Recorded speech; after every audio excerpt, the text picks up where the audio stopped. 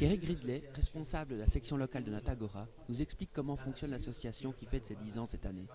Pour l'occasion, la régionale a désormais 2 mascottes pour l'accompagner. Cette année-ci, on fête ses 10 ans, et pour les 10 ans, eh bien, il y a 10 grands projets qui sont menés depuis de nombreuses années, mais cette année-ci, on veut vraiment mettre un gros accent là-dessus, en essayant d'inviter le public à y participer de façon massive. Et donc, le premier grand sujet, le premier grand événement des 10 ans, c'est l'événement qui vient de se dérouler ce week-end-ci. C'est l'opération qu'on a organisée déjà depuis 10 ans, qui s'appelle Devine qui vient manger chez nous aujourd'hui. Donc en fait, c'est l'opération qui consiste à inviter les gens à compter les oiseaux qui viennent manger dans les jardins. L'idée de Natagora, c'est de se dire, eh bien, essayons de faire en sorte que la nature retrouve un peu de la place, notamment autour des entreprises, par exemple, donc d'avoir une immense pelouse autour d'une entreprise. Si on se met à Pré-Fleury, eh bien, quelque part, la nature retrouverait ses droits, avec des abeilles, enfin, toute une série d'animaux qui sont liés à ces milieux. Et donc, plutôt que d'avoir des haies touillées avec des pelouses toutes rases, eh bien, on se dit, ben, gardons un morceau de pelouse parce que c'est important pour les enfants jouer, pour le barbecue, etc. Mais essayons aussi d'aménager son jardin de façon un peu plus sauvage. Avec des haies, avec un verger, avec un tas de bois, avec une prairie fleurie, avec une petite mare. Et donc, si des milliers de personnes font ça en Belgique, eh bien, forcément, ce sont des milliers d'hectares aussi qui pourraient être rendus un petit peu à la nature. Pour notre 10e anniversaire, eh bien, j'ai demandé à un jeune illustrateur qui s'appelle Olivier Gabriel, c'est un monsieur qui habite à Namur, il a une trentaine d'années, qui se lance un petit peu dans l'illustration. C'est un garçon qui est autodidacte. C'est vraiment l'idée du jardin naturel. Donc en fait, on laisse évidemment de la pelouse, mais comme je le disais tout à l'heure, plutôt que d'avoir des haies touillées, des choses comme ça, eh bien, on essaie d'avoir des arbres. Même s'ils sont morts parfois, eh bien, plutôt que de couper un arbre mort, c'est quand même la vie, parce qu'il y a toute une série d'animaux et de plantes qui vont vivre dessus. Et puis donc forcément les oiseaux sont bienvenus, les petits animaux comme le hérisson, la toupe, etc. sont bienvenus. Il y a toujours le potager, il y a une mare, etc. Donc c'est vraiment un jardin vivant. Alors pour parler un peu des deux personnages, eh bien, il y a tout d'abord une petite elfe, une petite fée, on ne sait pas, on a longtemps hésité, est-ce qu'on lui met des ailes ou on ne lui met pas des ailes, finalement elle ne les a pas. Et donc on lui a donné un nom qui faisait enfin, tout petit peu penser à un truc elfique ou pas. En fait, on a pris Natagora et on a enlevé des lettres de Natagora, et ça donne Naora. Donc comme ça, quand on dit Naora, ben on pense à Natagora.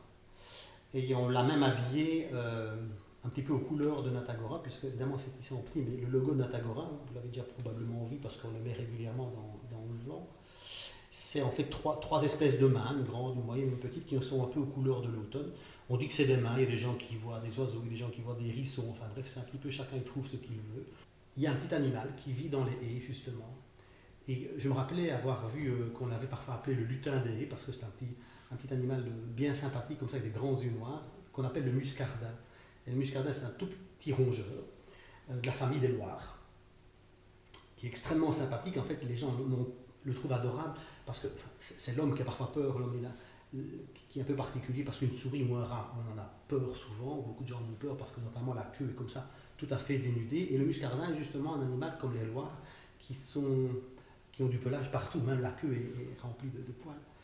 Et donc en fait, c'est un petit animal qui est très agile, qui vit comme ça dans les haies, qui mange des mûres, qui mange des framboises, etc. Et puis qui a aussi cette particularité de dormir assez bien pendant l'hiver, un peu comme ses cousins les Loirs. Et donc voilà, c'est une petite bébête, pas très très longue, particulièrement sympathique. Et puis je me suis dit, ben voilà, cet animal vit dans les haies, donc pas loin des jardins, elle vit aussi en forêt. Elle est appréciée par l'homme, et bien prenons-la aussi comme ambassadrice ou ambassadeur de ce jardin naturel.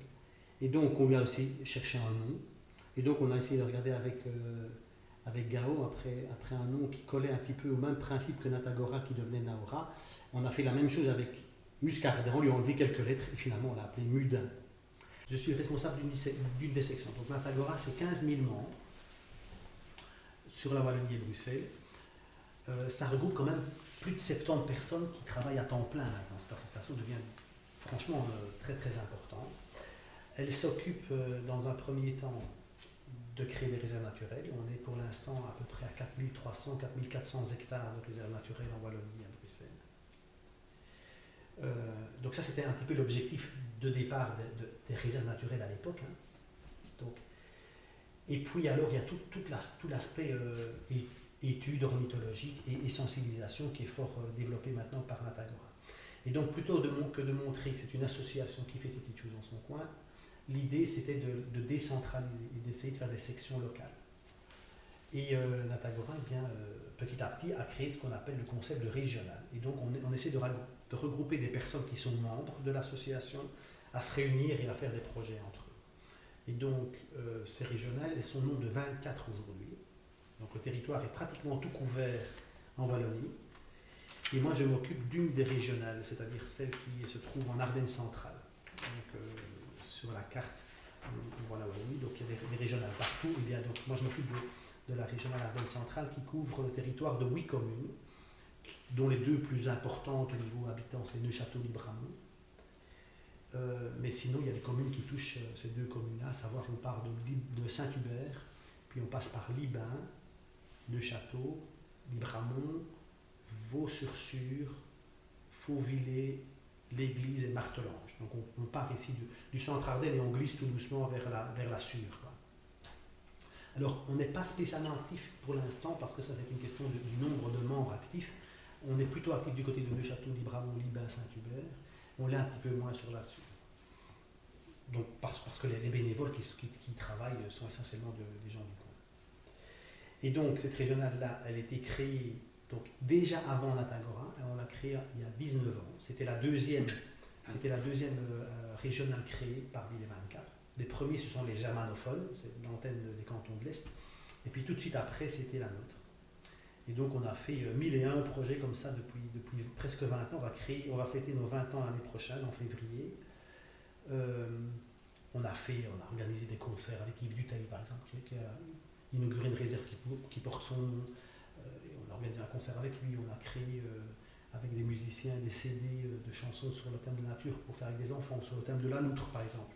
On a organisé des concours de connaissances de l'environnement pour les écoles du secondaire, on a appelé ça les chlorophylliades. On organise des chantiers dans les réserves naturelles. Enfin bref, donc il y a 1001 activités. Et ce qui est très agréable, c'est que les régionales ont vraiment le vent dans le dos parce qu'on sent de la part du grand public un intérêt vraiment croissant pour la protection de la nature. C'est vrai que quand j'ai commencé à être aux réserves naturelles, on tenait des stands, mais les réserves naturelles, ça intéressait relativement peu de gens. Quoi. Parce que les gens, ils pensaient que une réserve naturelle, c'est un endroit où pas question que vous y veniez, parce que moi je suis scientifique, vous pas. Et donc il y a que moi qui ai le droit d'y aller comme quelqu'un qui est collectionneur et en dessous de son bocal, là, il a des choses qu'il peut regarder et pas les autres. C'était pas vrai, parce que de plus en plus, une réserve naturelle, on disait aux gens, c'est vrai que c'est fragile, mais si vous y venez, on va le faire ensemble, on va avoir un guide, etc. Donc, bienvenue plutôt que de dire fichez le camp de nos réserves naturelles. Donc, c'était déjà vraiment un changement de mentalité.